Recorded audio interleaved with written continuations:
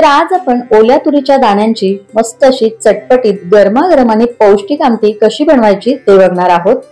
या ओल्या तुरीच्या शेंगा खास करून हिवाळ्यामध्ये बाजारात आणि आपल्याला शेतामध्ये पाहायला मिळतात। यामध्ये खूप मोठ्या प्रमाणात कॅल्शियम, आयर्न, पोटॅशियम आणि विटामिन बी असल्यामुळे हे आपल्या शरीरासाठी खूप जास्त फायदेशीर ठरतं।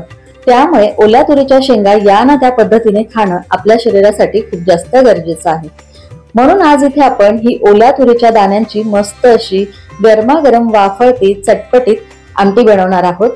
तर हे बघा, इथे मी काही ओल्या तुरीच्या शेंगा घेतलेल्या आहेत। या शेंगांना मी स्वच्छ धुवून पुसून घेतलेलं आहे। तर या ओल्या तुरीच्या शेंगा ज्या आहेत त्या साधारण अशा दिसतात। आता या शेंगांना आपल्याला सोलून यातल्या ज्या बिया आहेत, दाणे आहेत ते बाजूला काढून टाकायचे आहेत। तर व्हिडिओमध्ये दाखवल्याप्रमाणे शेंगा अशा पद्धतीने सोलून घ्यायच्या आणि यातले सगळे दाणे आपल्याला बाजूला काढून घ्यायचे आहेत। तर हे बघा, सगळ्या तुरीच्या शेंगा सोलून यातले मी दाणे बाजूला काढून घेतलेले आहेत। सगळ्या तुरीच्या शेंगा सोलून यातले दाणे बाजूला काढून घेतले की त्यानंतर गॅसवर आपल्याला एक तवा गरम करायला ठेवायचा आहे आणि यामध्ये हे ओल्या तुरीचे दाणे आपल्याला काढून घ्यायचे। यातच 4 लसणाच्या पाकळ्या, 2 हिरव्या मिरच्या, अर्धा इंच आल्याचा तुकडा आणि चमचाभर आपल्याला यामध्ये तेल घालायचंय आणि हे ओल्या तुरीचे दाणे आपल्याला मध्यम गॅसवरती हलकेसे डाग येईस्तोपर्यंत भाजून घ्यायचे। मुठभर कोथिंबीर घालायची आणि याला सुद्धा आपल्याला यासोबत परतून घ्यायचंय। तर असे हे तुरीचे दाणे परतून घेतले की म्हणजे मग याचा उग्रपणा थोडासा कमी होतो आणि कच्चेपणा सुद्धा नाहीसा होतो।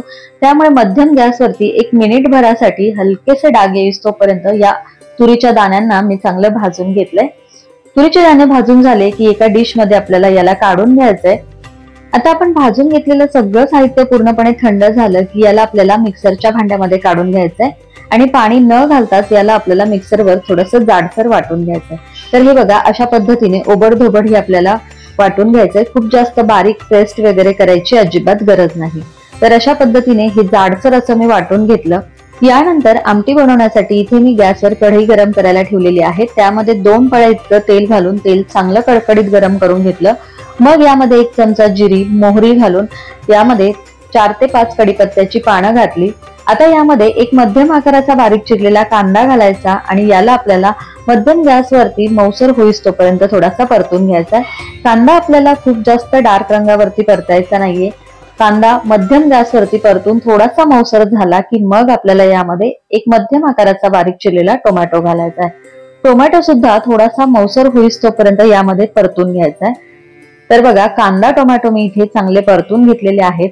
आता यानंतर आपण सुरुवातीला जे ओल्या तुरीचे दाणे भाजून मिक्सरवर फिरून जाडसर वाटून घेतले होते ते वाटण सुद्धा आपल्याला यामध्ये घालायचंय आणि 1 मिनिट भरासाठी मंद गॅसवरती याला फोडणीमध्ये चांगलं परतून घ्यायचंय।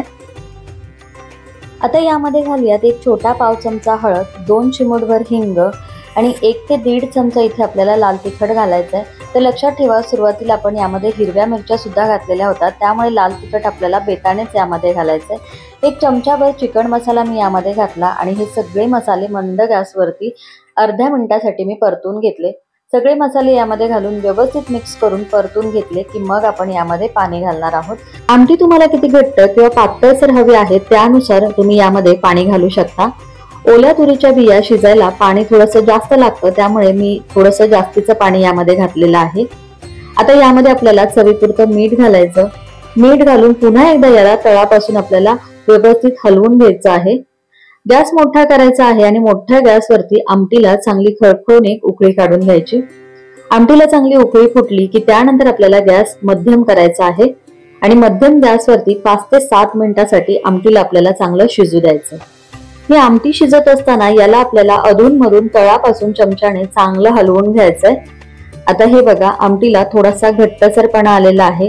एक 3 ते 4 मिनिटं आमटी मी चांगली शिजून घेतली आणि त्यानंतर आमटी छान दाटसर व्हावी याकरता मी यामध्ये 3 चमचे भाजलेल्या शेंगदाण्याचं कूट घातलेलं आहे। शेंगदाण्याचं कूट घालून आमटीला पुन्हा एकदा तळापासून हलवून घेतलं आणि त्यानंतर मंद गॅसवरती आमटी मी 4 ते 5 मिनिटांसाठी शिजून घेतली। त्यानंतर तुम्ही इथे बघू शकता, आमटी सुरुवातीपेक्षा छान अशी दाटसर झालेली आहे आणि मस्त अशी यावर तरी सुद्धा आलेली आहे। तर अशा रीतीने इथे आपली ओल्या तुरीच्या दाण्याची छान अशी गरमागरम पौष्टिक चटपटीत अशी आमटी खाण्यासाठी तयार झालेली आहे।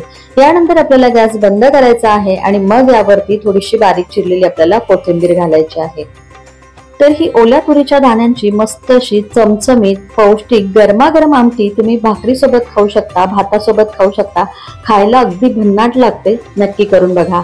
आणि आजची ही रेसिपी तुम्हाला कशी वाटली हे कमेंट्स बॉक्समध्ये कमेंट करून सांगायला विसरू नका. व्हिडिओ आवडला असेल तर जरूर एक लाईक करा, शेअर करा आणि त्याचबरोबर अशाच नवनवीन रेसिपीज पाहण्यासाठी चॅनलला सबस्क्राईब करायला विसरू नका. पुन्हा भेटूया अशाच एका छानशा रेसिपी सोबत. तोपर्यंत धन्यवाद.